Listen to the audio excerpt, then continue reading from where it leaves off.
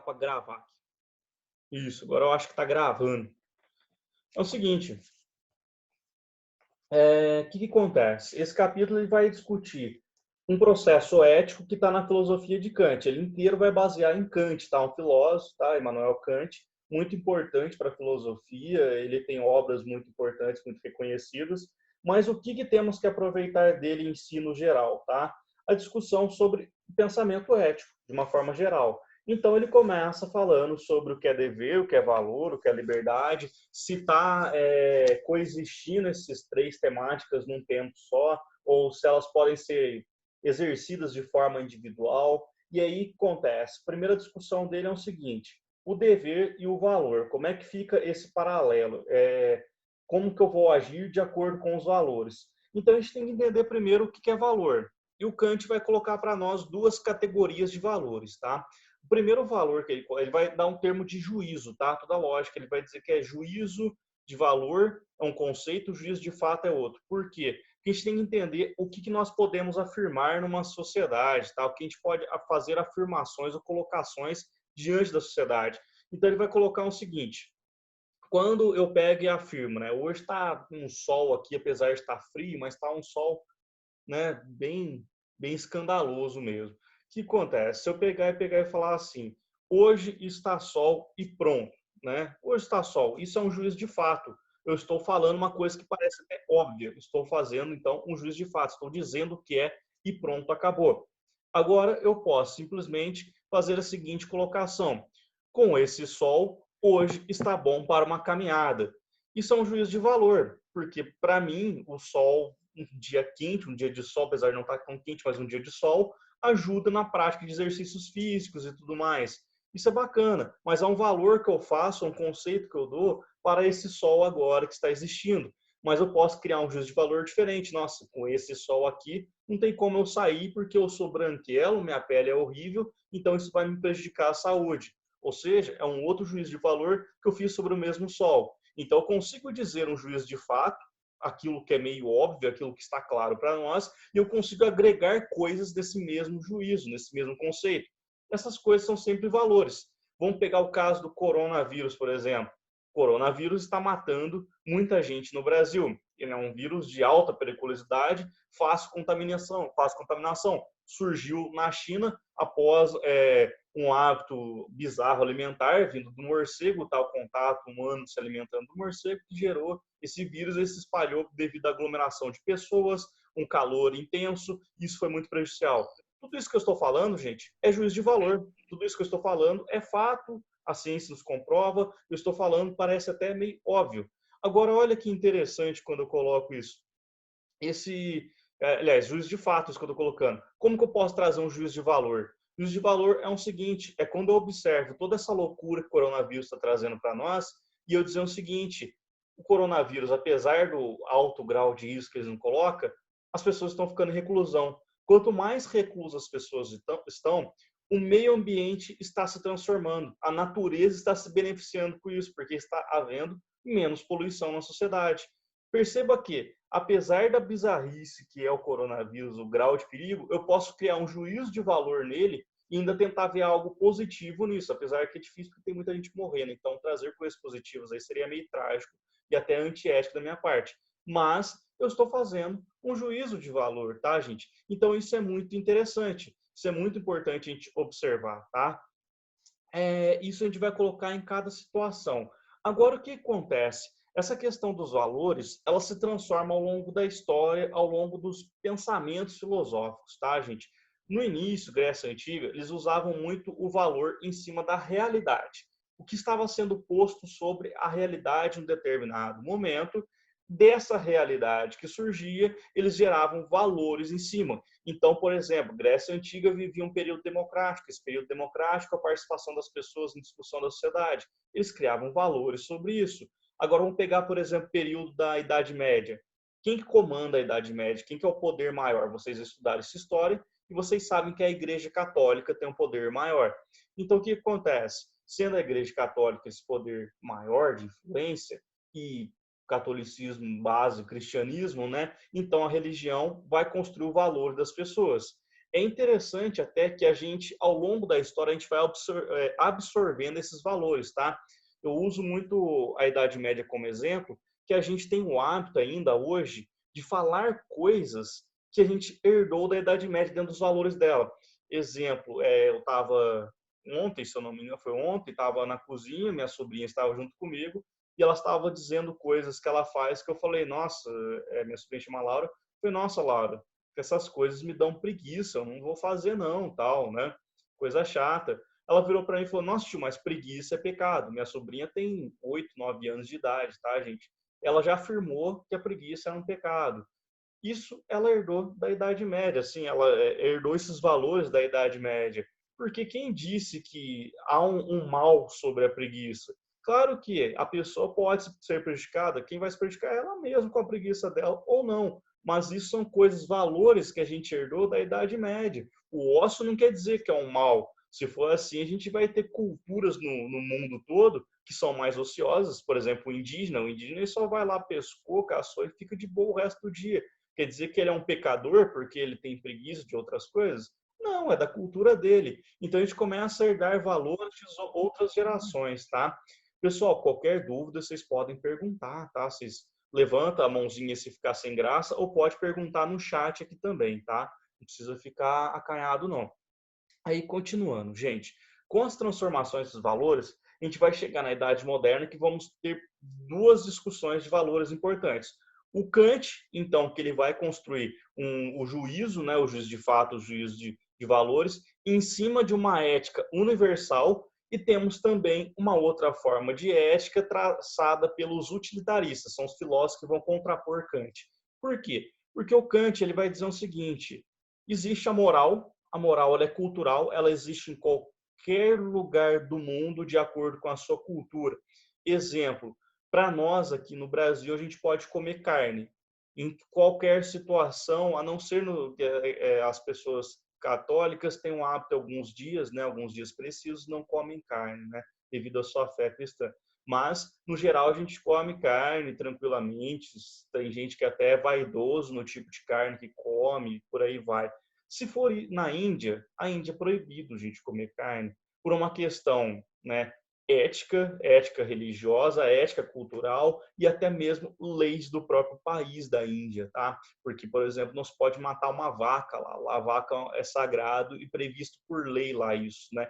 Então, o que acontece? Percebam que essa moral construída em cima da ideia de se comer carne, a gente agrega valores a isso, é cultural.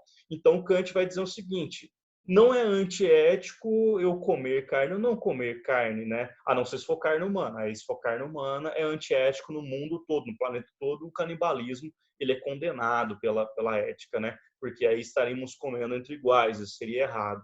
Mas da carne animal não seria antiético. Mas o que seria a ética, então, para ele? Algo que seja universal e aplicaria no planeta todo. Então, como eu disse, o canibalismo é antiético porque ele se aplica ao planeta todo, ao conceito de planeta, né? Então, ele é universal, está para todos. Exemplo, matar, tirar a vida do outro é antiético, porque isso fere a vida humana em todo o planeta. Isso aí seria errado. Seria errado também, na visão do Kant, antiético, poluir o planeta, né? Embora a gente faz isso. Por quê? Porque poluindo o planeta estaríamos prejudicando nós mesmos em alguma situação, tá? Então, tudo isso são conceitos formados pelo Kant de uma universalização. Isso é muito bacana. Então, até o momento, a gente falou só dos valores, mas vamos dar um pouco de continuidade. Quando ele coloca a questão do dever, o dever como dentro da obrigação moral, né? Dos valores aplicados para nós. Então, ele vai dizer, do mesmo jeito que ele coloca, né, os valores aplicados, né, dentro de uma lógica de o que separando o que é o juízo de fato, o juízo moral, né, o juízo de valores, ele vai dizer o seguinte, existe deveres em cima desses conceitos morais, esses conceitos de valores a gente vai aplicar. E ele vai separar os deveres, então, em duas categorias, como eu disse. O dever particular e o dever absoluto. Isso é muito interessante e é muito complexo a gente entender passo a passo dele. Por quê? Para o Kant é muito importante a gente entender que tem pessoas que exercem deveres que são puramente vaidosos ou pessoais, de vontade própria. E tem outros deveres que seriam absolutos de forma completa. Exemplo para vocês, ainda como eu já falei da questão que a gente herdou da Idade Média, né, o nosso conceito de valores, existe entre do conceito cristão os 10 mandamentos. Vocês têm lá os 10 mandamentos, né, já desde o do período antigo, do período hebraico. Desses 10 mandamentos tem um lá muito interessante, honrar pai e mãe. O sujeito que honra pai e mãe, ele, a priori, né, a gente pensando de início, parece ser um dever absoluto, porque todo mundo deveria respeitar o pai e a mãe, independente da circunstância, porque é pai e mãe. Mas isso a gente tem que entender que há uma particularidade nele. A gente não pode traçar como absoluto, porque pai e mãe se trata de outro, e o outro você não pode esperar uma postura correta para consigo mesmo, para com os outros também, para com o próximo.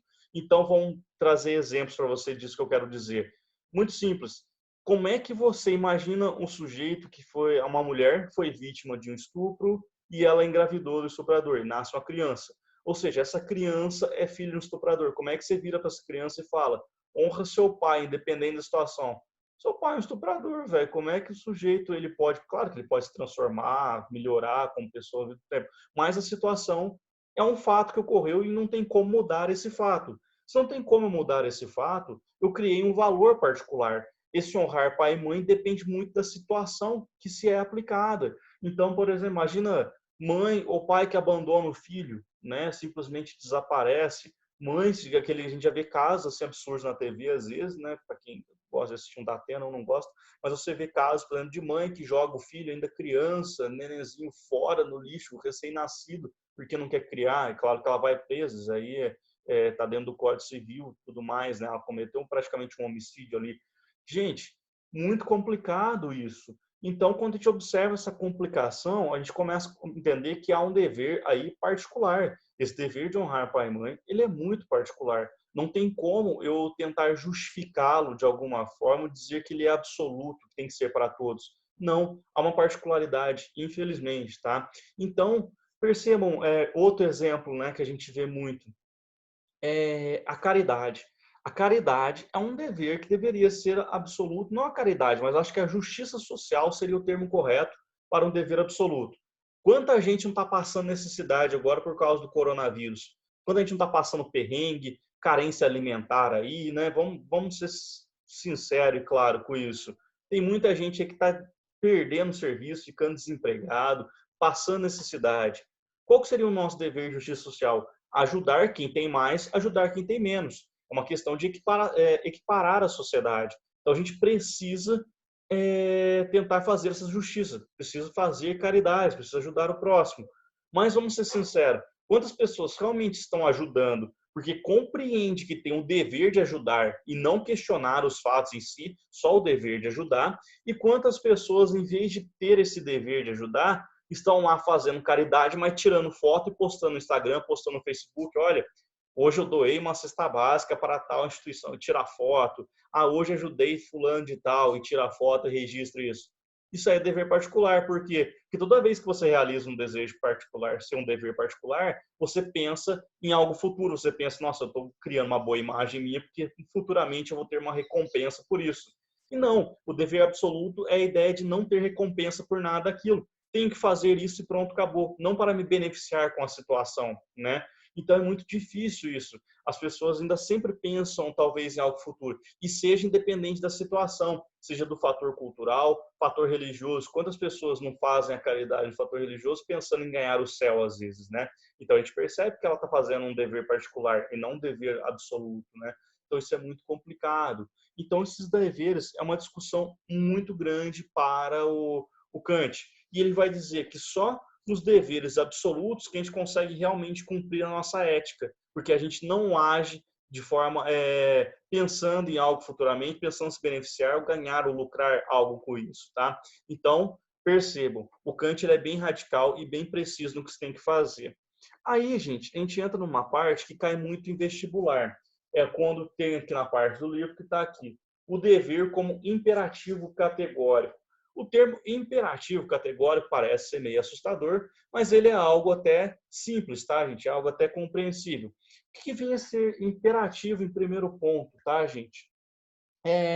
O imperativo, a gente pode entender a gente pode entender como algo imposto para nós, algo preciso, tá? Algo que nos é colocado. O categórico é a precisão dessa imposição que nos é dada. Então, o Kant ele vai dizer o seguinte: o que é o imperativo categórico, um conceito ético dele? Não existe formas hipotéticas de se pensar. Para ele, as coisas são e tem que ser assim e pronto, acabou. Tá? Então, existe duas formas de pensar o imperativo hipotético e o categórico. O hipotético é sempre que, exemplo vocês estão fazendo ensino médio, né, estudando agora para quê? Para passar no vestibular. Para passar no vestibular, para conseguir uma vaga legal na faculdade, para gerar um emprego futuro bacana. Percebam que há uma hipótese, se você estudar, você terá melhores chances de ser colocado no vestibular. Sempre tem um ser para algo, né? Se você quer aprender música, igual o Renan aí, né?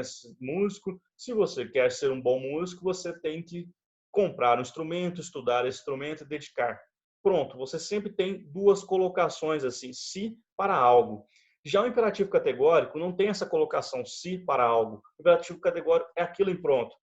Música, você é músico, então estude, pronto, acabou. Faça isso, não tem se para algo, beneficiar-se em algo. Você vai ser músico, então seja músico, tá? Você quer fazer faculdade, estude, não é se estudar para melhor colocar, apenas estude e faça essa conquista. Sempre algo com maior precisão, tá? Então, o imperativo categórico, ele sempre é gerado nessas precisões, tá? Ele sempre nos coloca assim, dessa maneira, né? Então, a gente começa a observar que isso vai sendo trabalhado dentro de conceitos objetivos. Então, o imperativo ele é meio objetivo, claro, naquilo que o imperativo categórico é bem claro naquilo que ele quer dizer, né? Ele vai nos dando o nosso caminho, precisamente. A ética dele é assim, ela é bem clara. Ela não tem suposições ou ela não tem critério como um utilitarista colocaria, por exemplo. O utilitarista diria que para cada situação ele vai medir o grau de felicidade das pessoas para ver se há um processo ético ou não.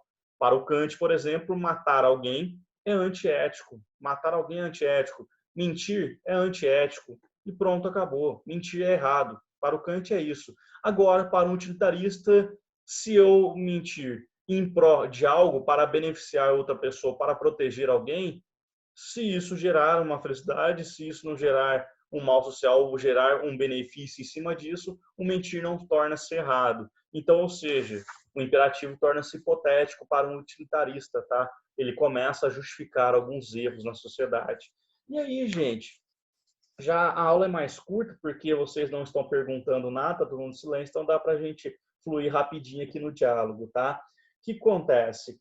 A gente vai ter também um conceito sobre vontades, né? O Kant nos coloca muito essas vontades dentro daquilo que eu coloquei para vocês agora sobre o dever, que eu coloquei aquela questão do dever absoluto, dever particular, quando a gente aplica, ele aplica essas vontades. Vontade autônoma, vontade heterônima, tá, gente? Isso aí vai dar de acordo com a nossa ação.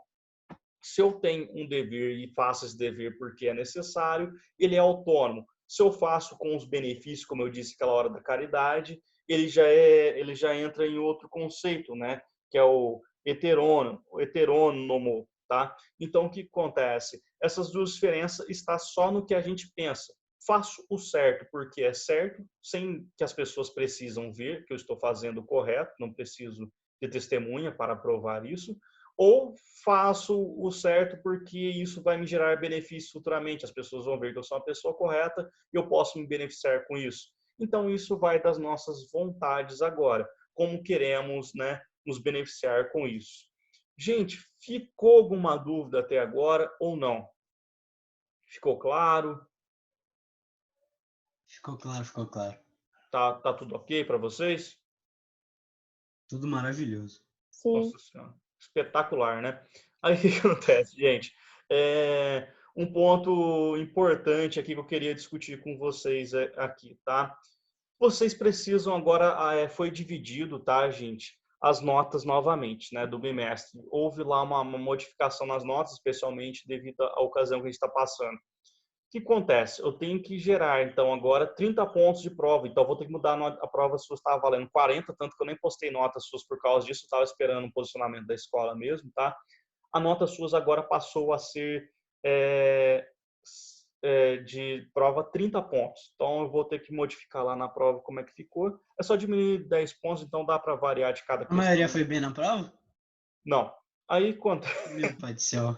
Aí Professor, acontece. não é só diminuir 10, não. É fazer regra de 3, filho. Não, Vai não. ser Faz o proporcional. seguinte, professor. Tipo assim, se uma pessoa tirou 35, você dá 30. Se ela tirou 30, você dá 30. Não, não, Entendeu? é Faz assim. proporcional a cada questão, tá? Cada questão ele tem a proporção, tá? Se for proporção, vou tirar Diminuir. 2 na prova, professor. Não, Não faz isso, não. pode ficar tranquilo, tá? Ninguém vai sofrer danos, não. Manoel, fique muito tranquilo com isso. Aí o que acontece, gente? Como eu estava dizendo, a prova vai para 30 e aí ficou 50 pontos de atividade aí. A gente até o momento não fez nenhuma atividade, tá, gente? Infelizmente a gente não fez nenhuma atividade. Eu tenho uma proposta. Eu acho que vocês já estão cheios de serviço, cheios de atividade aí. Se eu ficar pedindo para vocês fazerem um trabalho para me entregar, isso só vai desgastar vocês mais, vai sugar o tempo seu. Vocês vão fazer com má vontade e ficar com raiva de mim ainda, se bobear, né? Então, acho que eu não vou dar um serviço tão pesado assim para vocês. Minha sugestão é o seguinte. Minha sugestão é vocês, eu vou postar um link do vídeo, acho que vocês já viram no grupo que eu mandei ontem para o primeiro ano, que já tiveram aula comigo, né? Essa aula comigo no primeiro ano ontem. Eu vou postar para vocês um vídeo lá. É um vídeo meu, vídeo aula, que refere a esse assunto mesmo sobre a ética de Kant, tá? É um vídeo que deve durar uns 10 minutos, se eu não me engano. Esse vídeo trata do assunto ética de Kant e o trabalho é o seguinte, valendo 50 pontos, olha, tá muito fácil ganhar 50 pontos, gente. Valendo 50 pontos, esse trabalho é só vocês ir lá e fazer um comentário do que você entendeu do vídeo. Um comentário. Pelo amor de Deus, não vai fazer um comentário do tipo, nossa, Emílio, que legal a aula. Pô, gente, não é isso. É fazer um comentário sobre o conteúdo mesmo, sobre o assunto, tá? O que vocês entenderam. Mas é na descrição do vídeo ou a gente manda pelo WhatsApp para você? Não, nos comentários do vídeo. Pode fazer lá. Você só deixa o seu nome e a sala, né? Primeiro, no caso, seus primeiro B, né? O nome de vocês. Pode ser o nome, o sobrenome. Para quem tem nomes iguais em sala, deixa mais claro para mim qualquer qual, tá? Mas eu acho que nessa sala acho que não repete nome. Mas enfim, por favor, deixa lá um comentário. Aí já vai estar, nossa, já está concorrendo esses 50 pontos. Eu vou avaliar o comentário, obviamente, mas não vou pesar em cima dele também. Eu acho que a situação nossa agora está muito difícil, muito em cima da hora da gente fazer uma cobrança mais radical, né? Mas, enfim, esse seria o trabalho para vocês. Tá difícil o trabalho, gente? Tá tranquilo? Tá suave? Vocês acham que dão conta? Damos conta. Assim Tá espero, tranquilo. né? Eu só gostaria que Muito vocês legal. comunicassem. Valeu, Marcelo. Eu só gostaria que vocês comunicassem os outros colegas que não assistiram a aula, avisassem desse trabalho. O prazo dele é até dia 13. 13, se eu não me engano, é quarta-feira que vem, tá? Então vocês têm até quarta-feira que vem para deixar um comentário lá. Fico mais feliz se deixar um joinha também, seguir o canal, curtir, enfim, não, isso aí Ativar o sininho, né, professor? Pode ativa o deixar. sininho, coisa maravilhosa, vou virar youtuber. Mas, enfim, esse é a ideia, tá, gente? É um trabalho, então, básico para a gente conseguir gerar essa nota. Tá tranquilo para vocês? Tá tranquilo, pode deixar. Galera, então acho que já podemos encerrar. Não ficou dúvida sobre a aula. O trabalho está marcado, vocês já ficou claro. Vou postar agora o link para vocês lá de novo, ou vocês já viram o link lá? Eu reposto de novo, eu coloco o link novamente. Não seja por isso, tá? Então, tudo ok, né, gente? Ô, professor, Fala, Manoel. eu ainda não entendi os deveres do Kant, não. Entendeu o quê? Os deveres do Kant. Opa, qual parte que você... Você estava desde o começo, só para eu ver se você não pegou a aula. Estava desde o começo? Não, eu peguei quando você estava falando sobre o dever como obrigação moral, mas eu não peguei o anterior.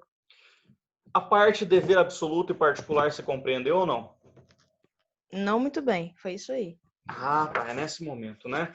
Vamos lá, retomando de novo, tá? Para todos os valores, a gente tem deveres a cumprir. Então, vamos pensar assim, Resende. A cidade de Resende é uma cidade mais... quais são as características de Resende? Uma cidade, eu acho que mais conservadora, mais militarizada. São características da cidade de Resende. Então, vocês têm deveres, né? Vocês têm valores morais aí construídos em Resende e vocês têm deveres a cumprir esses valores.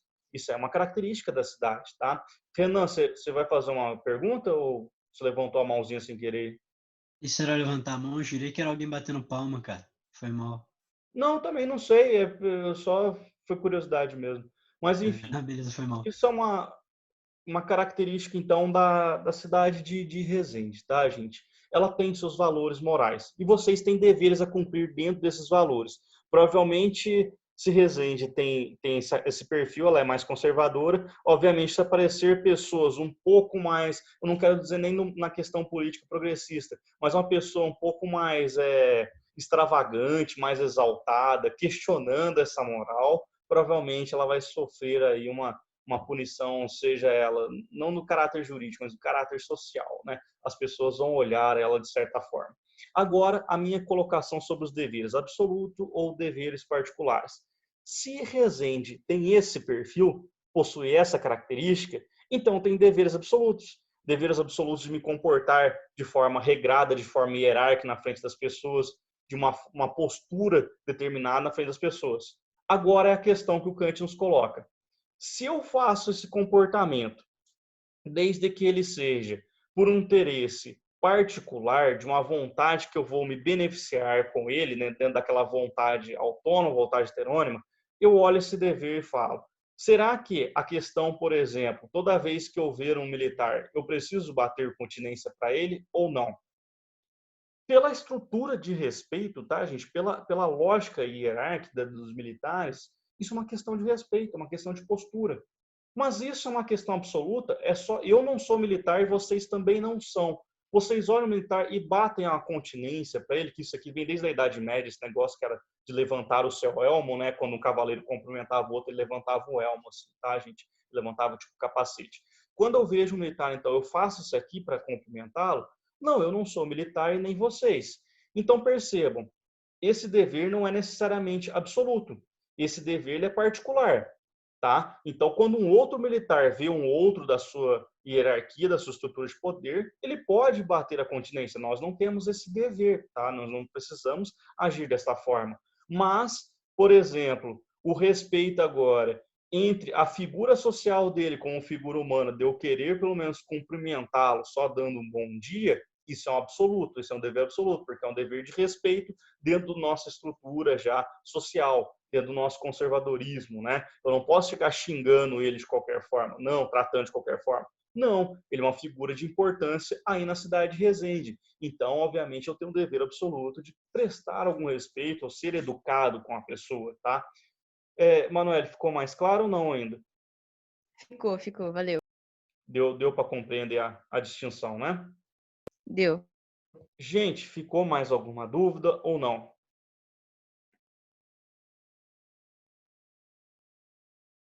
Não, né? Acho Pelo que visto, não. não. Chat, ninguém falou nada. Então, tá tranquilo, tá, gente? Olha, então, faça um trabalho lá até quarta-feira, por favor. E a gente encerra, então, nossa aula aqui. Renan, só me explica agora. Gravei a aula, o que eu faço agora? Eu tenho que enviar para algum lugar ou eu só aperto pause? Não sei te informar, cara. Ô, Eu nunca professor, cheguei a gravar, eu só sabia que os caras colocavam pra gravar, aparecia uma bolinha vermelha e depois eu não sei mais o que Então, acontece. tá ótimo. Fala, Marcela, desculpa, você perguntou alguma coisa. como que você vai contar a chamada? Ah, eu dei print aqui no nome de todo mundo já. Ah, tá, não me esquece não, tá? Não, pode ficar tranquilo, faltou só 5 pessoas. Ô, Aí, professor, professor, aproveita o violão agora, hein? Oi? Aproveitar o violão. Não, já está encerrando a chamada, Renan. Deixa pra lá, deixa pra lá. ô, professor, quando você encerra a chamada, o vídeo da aula vai direto para algum arquivo do seu computador. Vai criar uma pasta no seu computador e vai estar lá o vídeo da aula. Ah, valeu, João Henrique. Acho que vai pro Google Drive. Me Que o quebrou o Júlio tinha me galho. enviado um negócio João Henrique, eu desses te dias. amo. Também te amo, Marcela. Que lindos. Gente, tchau, tchau então para vocês. Bom final de semana, tá? Tô morrendo de Valeu, saudade de professor. vocês todos. Falou, Valeu, professor. pessoal. Valeu, professor. Até. Tchau, professor. Tchau, tchau.